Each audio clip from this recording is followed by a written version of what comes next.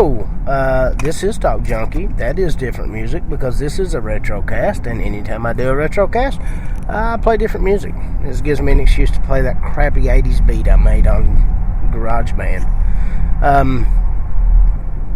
Today's retrocast is going to be a little quick deal. I have a site called Retro Resale where I resell some stuff that I buy.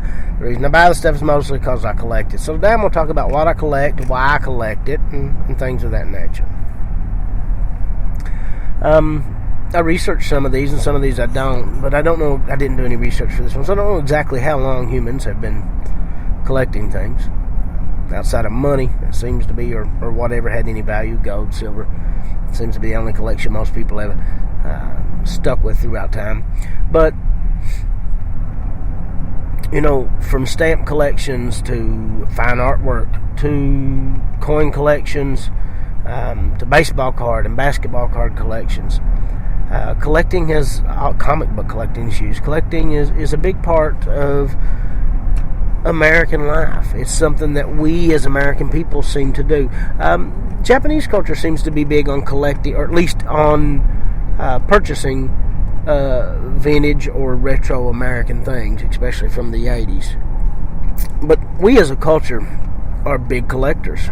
And it seems to be, there's been ebbs and flows. You know, there's ups and downs in it, obviously. Especially with the sports card collectible deal. That's something I always enjoyed doing, but it's something that the bottom literally fell out of. I mean, and it's something that I really would like to see come back. Whatever they had to do to make it somewhat profitable, because unfortunately it's hard to collect things or to have things readily available if there's not some value to it. Flooding the market, on the other hand, takes the value away, which is what happened with baseball cards in particular, and basketball. You know, sports cards were a victim of the companies just kind of trying to get in on they're scamming them, really, causing a sense of false value and overproducing things and driving the value down to the bottom. But I did collect sports cards. Collecting music was always a big thing. I believe that digital music has... I believe digital music weakened that for just a moment, and now it's strengthening it even more. Especially with vinyl. It seems, I love digital music, and I revel in the digital age. I love that. I love the ability to have anything I want, anytime I want it. I got 1,600 some songs at my fingertip. On my phone. And that's awesome. I love that. On the other hand, I love cassettes a lot. And I love vinyl. And I'm actually getting back into CDs. I like CDs. I don't know why I like having them and holding them so much, but that is a lot of it, especially with the CDs. Having that and holding it and having it in my hand. Records the same way. Records are just beautiful to look at. They're big and colorful, and I like that. But cassettes, for some reason, are my favorite. I enjoy the process of opening the cassette case and pulling out the cassette. I enjoy the rewinding. I enjoy constant play. That is to say, I enjoy the fact that it plays through. It's hard to find just one song, and I like that. I have to listen to that whole tape, and I do the same thing with records, but I really don't have to. With the cassette, I can fast forward, but I enjoy the actual process of sitting down and listening to the entire side of a cassette. So collecting music, because I like music so much, is a given. I like to do that, but it doesn't really approach my movie collecting. When I was younger, every Christmas was CDs and movies. That's what I wanted. and I recorded a ton of movies off of television, and would rent them and make copies with 2 VCRs. I'm sick, if you haven't noticed. I'm sorry. I'm trying to hit the cough button every time I cough and things of that nature. But I amassed a fairly large collection, mostly, almost entirely VHS. There were some DVD in there. And then, I don't know, I had to move from my house. I lived with my grandfather, but most of my movies and stuff were kept in my room at my mother's house. I moved from there by myself and left some behind, and then moved from there to outside of E-Town, left some there, got all my CDs stolen there, including autographs and stuff I had in my CD case, which was stupid. Moved from there back home to Hazard. By that point, I had no VHS or DVD. Moved from there to Winchester, and I was rebuilding my CD collection in Winchester. But all my old cheesy martial arts films and things of that nature were gone, along with my games. And now, I didn't go back to VHS once I got married. I just started buying DVD because it was the new hot thing, and I made that transition to DVD and purchased quite a few. I started building a DVD library. Nothing huge or impressive. Would loan them out from time to time. Had VHS still that I ended up getting back from my mother's house. Got robbed while I was in PA working. So I ended up with little to no collection, especially I loaned a bunch to a family member and never got them back. So 2 years ago, basically no collection. Basically no. And I just resigned myself to having music and movies digitally. It was far easier. At that time, my son was obsessed with gaming systems. He wanted every system ever made. He knew almost everything about them. And he wanted to go get physical games, and even if he didn't play them. And, a lot of times I'd get like the Retrons, or even when these minis come out, the NES that had the games built in. He was fine with those, but he wanted the original as well. And I was like, well, this has got to, but I want the original. And oddly, for some reason, I didn't understand that at first. For some reason, I couldn't see what he could see. And, he slowly turned me in to someone who loved to have the original. So, we bought our NES games and those things, even though we played the mini usually. It's just an easier deal with the HDMI and the wireless controllers. But he started wanting DVDs. And I'm like, look, we can watch that digitally. We can do this and we can do that. And again, I'd been without a collection for a while. Well, we go home one particular day and we're looking for something that I told him we could find digitally, and we couldn't. And so then he was aggravated, and then we looked around, and it dawned on me that feeling when I was younger, the feeling of going to my VHS library and pulling out any Bruce Lee film I wanted, pulling out any of the American Ninjas I wanted. He wants that same, because he's obsessed with animation. He wants that same feeling with animation.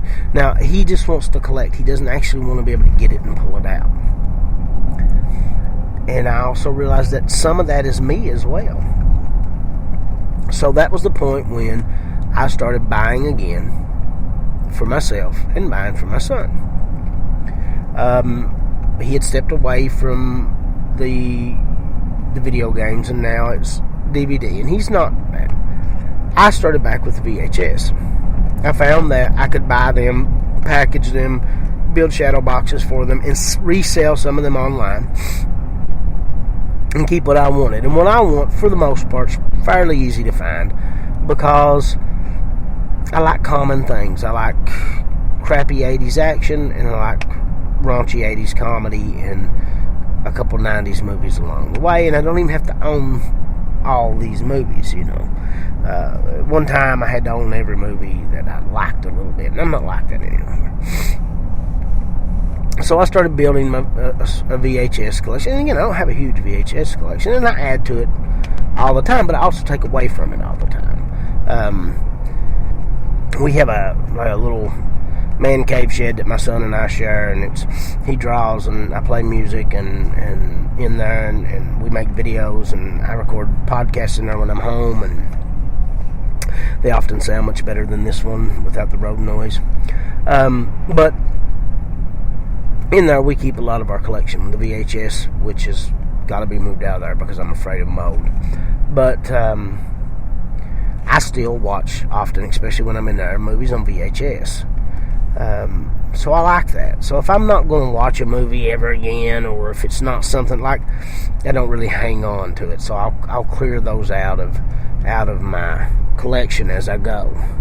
That way, if I find something that I do want to watch again, or something I'm looking for that I haven't seen in a while, I can add it to my collection. It's an excuse to buy things. I also buy things that I don't know much about, like horror and B-movie horror, so that I can resell or hopefully trade, because there's a lot of B-movies out there that aren't necessarily horror that I'd like to get my hands on. And I like the feel, the look, the design of a VHS. The VHS box, to me, there's something special about it, and it's obviously because of my age and that it's what I grew up with. That's the only connection I could even have with it. But either way, it is very important to me, like, to be able to look at it and have. So I like that. I like variations of covers or boxes, and like that. Some films I very easily could just collect the box, and I am looking to do a little art piece with nothing but VHS boxes if I find enough doubles. But I like watching VHS as well. I like the tracking, I like the fuzz, I like the pop and crack. I like a lot of things about VHS. Now, obviously, with newer movies, even with older movies, a lot of times it's nice to sit down and watch it on Blu-ray, or to sit down and watch it on DVD. One, for convenience and different cuts of the movie and things of that nature. But occasionally, and with some movies in general, I just prefer to see them on VHS. And some I like them both ways. So I reintroduced myself through the VHS, but my son was doing the DVD and collecting. And over the years, I've met people, talked to people, and recently I've started talking to some guys I went to school with that I didn't realize had such massive DVD and Blu-ray collections, and kind of listening to them talk and things like, I can understand the desire to have that. So it's not as big as the VHS desire to collect, or the cassette, but I have this desire for DVD and Blu-ray now that wasn't there before. And I'm looking to add to those. And occasionally I pick up a lot of things I'm not going to keep, things that I'm going to sell because they happen to be there with the things I want to keep. So it's fun. It's fun to dig. It's fun to look. It's fun to find things that remind me of my childhood. And that's the thing that is fueling collecting right now.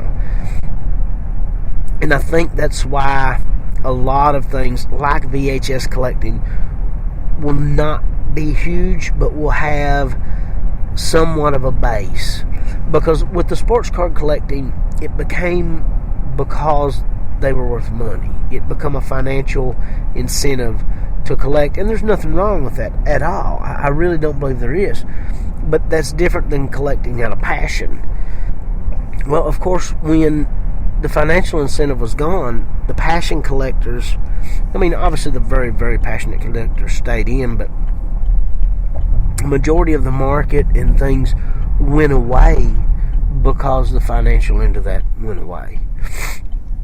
With VHS, there's fake value out there, but there's not a lot of real value other than sentimental and VHS collecting and record vinyl collecting and cassette collecting and book collecting. A lot of these things are coming out of a passion. But the one thing that helps toy collecting and these things immensely is they're being collected from somewhat the 70s, definitely the 80s, and somewhat the 90s. That nostalgia of 80s kids and early 90s kids and late 70s kids, to me, seems to be unrivaled. I mean, you just don't seem to find another demographic of people so obsessed with buying their childhood back. And I'm as guilty of it as anybody.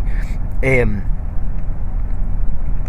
it's put a financial value on these things that are being collected, but it's not being collected entirely for the financial value. And I think that could give it longevity. I think that could give it legs well past the point it is right now. And that's cool to me. That interests me, because I look at that and go, okay, I mean, look at this. Look at the potential here.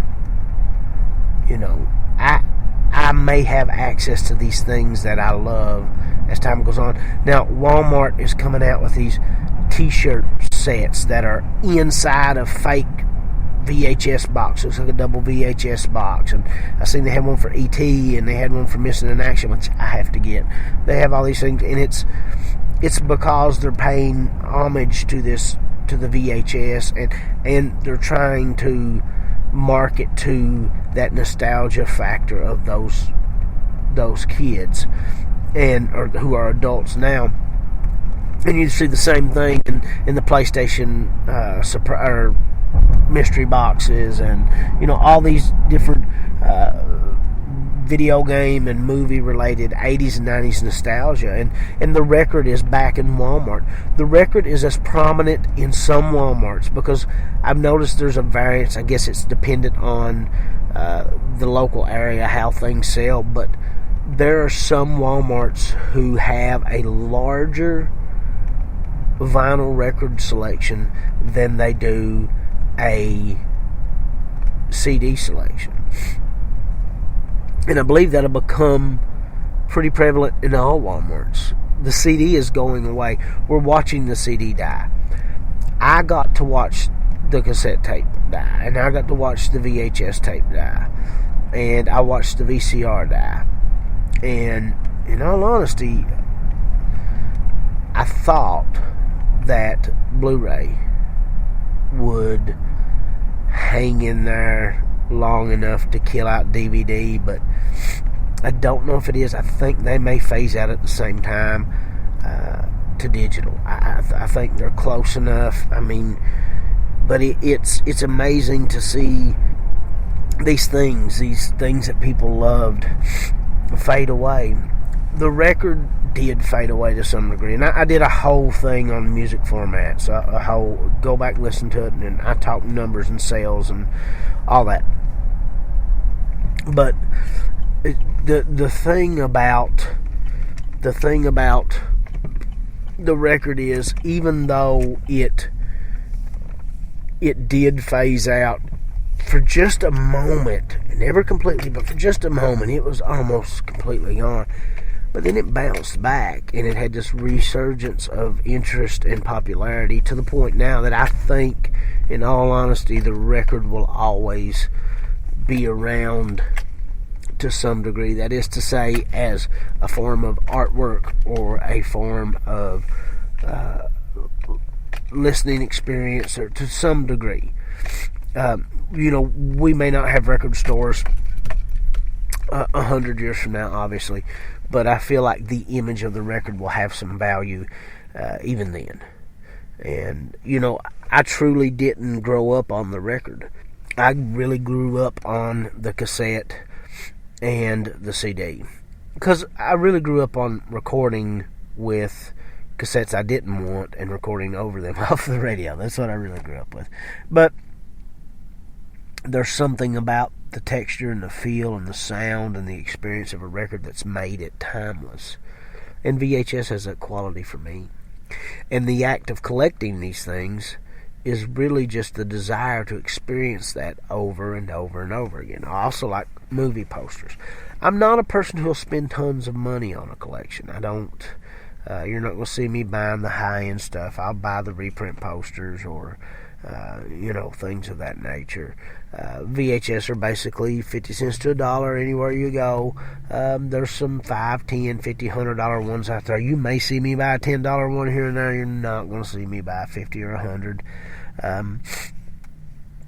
It's just not going to happen, And there's things out there that are holy grails for people in collecting, no matter what they collect. And some of those things are extremely valuable. I remember when the Michael Jordan rookie card, I would have killed for it. And I don't know what it was actually worth or supposed to be worth, but it was amazingly high. And just Hank Aaron's and Babe Ruth and all these things in baseball. And with VHS, to me, even though they're not extremely expensive, I want a really good copy of Rad. It'd be awesome if it was unopened. I want a really, really good copy of American Ninja 1. There's a lot of movies that I want on VHS that have no super high value, but they have a sentimental value. And I think there again you touch on that difference in 80s retro collecting and other forms of collecting. I think all forms of collection start out with love and desire to just obtain these things that have a sentimental reason or sentimental value to you. I think that's true of everything. I think the difference is whether it be stamps or coins, there's always been some baseline value high enough to maybe make it worth collecting, or it gets there. I know B horror and 80s horror and all these different horror genre stuff is big. I'm not saying there's not VHS that's huge, but VHS and cassettes and CDs and records are still just a passion project for a lot of people. And they've went through phases where they've been worth a lot and up and down, and there's those rare ones out there that have a lot of value, but it's still a passion thing. And I think that is more because of the group of people that's collecting it. That 80s kid, that early 90s kid, or that late 70s kid. There's just something, I would say that, in all honesty, people who were almost adults in the 80s lived more for the future. You got your Bill Gates and you got all these guys. I think they lived more for the future, more for what was to come. And I think people in the 50s, if we're being honest and fair, white middle class people from the 50s lived for the 50s, for the time they were in, because there were no great wars, no great depressions, and it felt like the greatest time on earth to be a white middle class person. And I think 80s kids got bombarded with all this change, but it was change on a different scale than, or in a different way than 2000s kids got bombarded. My daughter was born in 98, and she saw the iPod, the iPad, the iPhone, the real explosion of social media, cell phones, and all this. But there was something about the culture of the 80s and maybe the excess of the 80s, and there was this notion that everybody could afford everything. You could just put it on a card, and the economy was going to be great forever, and blah, blah, blah. And I think that kids were disappointed maybe with what the world become, and I think some kids didn't have the experience that the other kids had, and a lot of different factors come, but for whatever reason, different generations look forward or look back or look to the present, for whatever reason, this group of 80s and kids just seem to look back. They seem to long for yesteryear more than it seems other groups do. At the end of the day, a kid in the 50s collecting bubblegum baseball cards, and a kid or an adult in the 20s, the 2020s, collecting vinyl. There's a love there.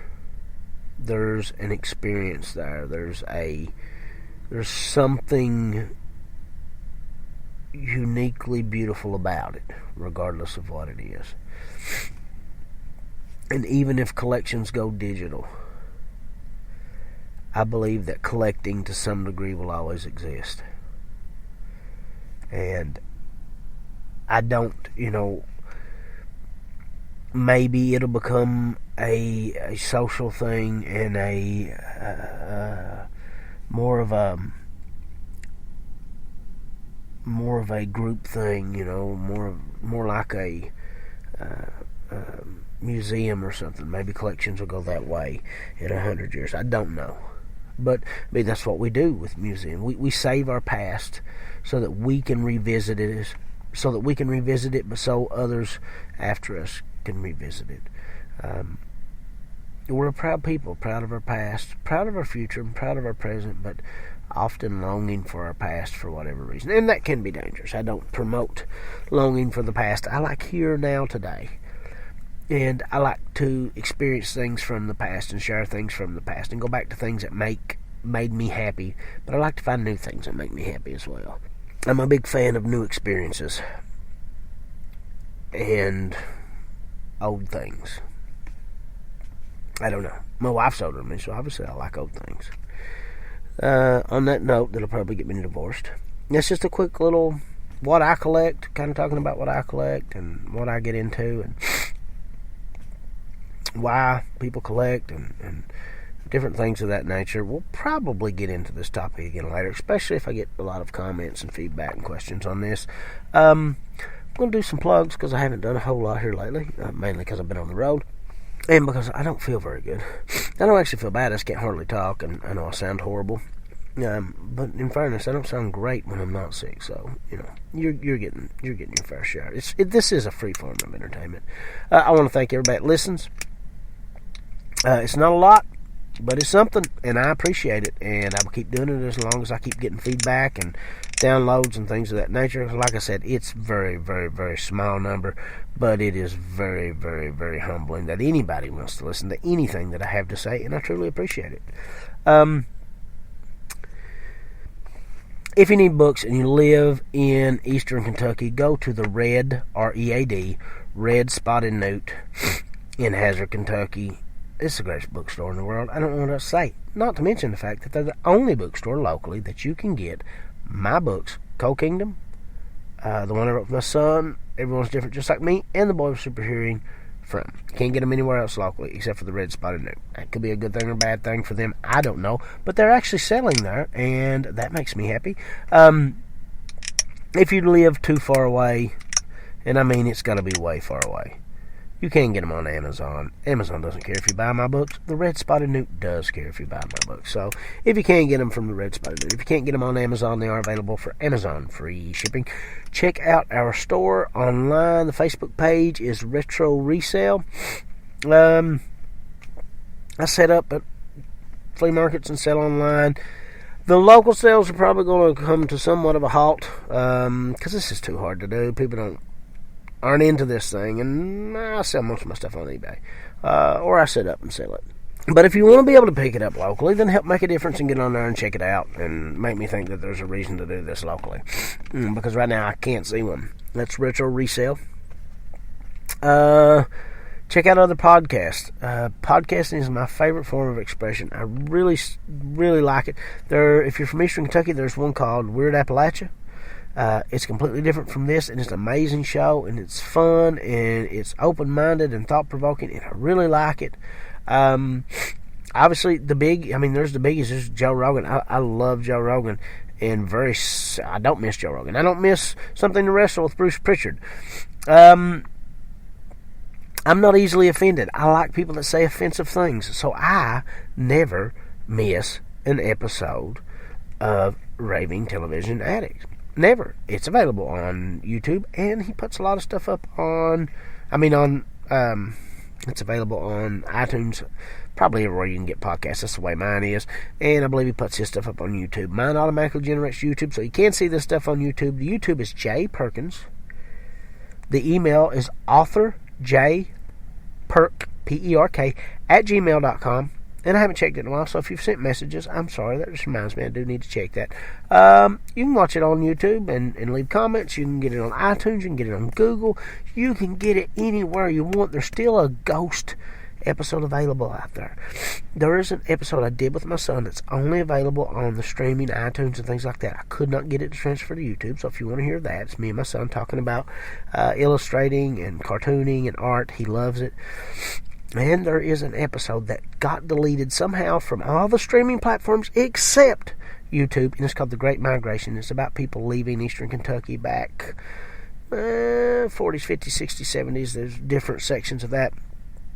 And for work and then coming back and how that impacted the economy, things of that nature. I've not done a ton of these lately. I'm going to do a lot more. It's just hard to do right now, but it's going to change. And I've got a couple that I'm doing research on that'll be a little bit harder to knock out. I try to get on another podcast. I was on Raving Television Addict the other day. I tried to get on another podcast. Things of that nature. Did I mention I love you guys for listening? Because I do love you guys for listening. Like, subscribe, download, share, anything. Share it anywhere you can share it. And the more people I get, the easier it is to do it. It's easier to motivate yourself if you know people's listening. I don't know why. It just is. No longer have a Facebook page for the show. I'm debating doing that. Maybe just going to use my personal Instagram. I don't know. You can live without social media, people. Not that I am, because I'm not, because I have VHS groups and friends I want to talk to. I lived without it for a long time, and I do take large hiatuses, but the author J. Perkins Facebook got hacked, and I'm not going through that like I did with my personal again, and it's gone. Oh, yes, Chain Reaction BJJ, Hazard, Kentucky. It's obvious that Brazilian Jiu-Jitsu is one of the most effective, if not, in my opinion, the most effective styles in the world. The only two things that really matter, or three things that really matter, is one, it matters if you train, and I've not been, but hopefully I will be back soon. It matters that you get good training and you get good instruction, and you will get the best instruction in Eastern Kentucky at Chain Reaction BJJ. And it's important that you train with good people. I can't express enough the caliber of people that I met at Chain Reaction BJJ. This is not a paid sponsorship. This is free. And it's free because my friends go there. Not I went there with my friends and hung out with my friends. It's I went into a room of strangers, started training, months later shifted to Chain Reaction and met some of the best friends I've ever had in my life. People that check on me when it's not about class, when it's not about making money, it's not about getting paid every month. It's about training and brotherhood, but it's about being friends. That is the most important part of training to me, no matter what you're training for, no matter what you're doing in life. If you want to meet really outstanding, good, honest, sweet, caring people, go to Chain Reaction BJJ. Don't even go to train. Just go to hang out, because you'll meet some of the best people you've ever met in your life. Plus, a lot of them dudes can put you to sleep, and that's not a bad thing when you're training. Don't get me wrong. Some great schools around here, some great people out around here training, and love and respect all of them. But my heart is at Chain Reaction BJJ, and if you're in the Lexington, Kentucky area, it's Reaction MMA under Professor Rob Nickerson. We are kind of a satellite school under him. I cannot speak highly enough for the man and his teaching methods and the amount of respect and kindness he shows people and his students. And again, I'm not getting paid to say this. They don't even know that I say this because I don't even know if many of them listen to the podcast. I'm saying it because I mean it and because it has value to me, and I think it would have value to you. This was going to be a short podcast, and I'm really just going. That's because I've not got to talk much lately. That's everything. Again, have a great day, and here's that Cheesy 80s song again.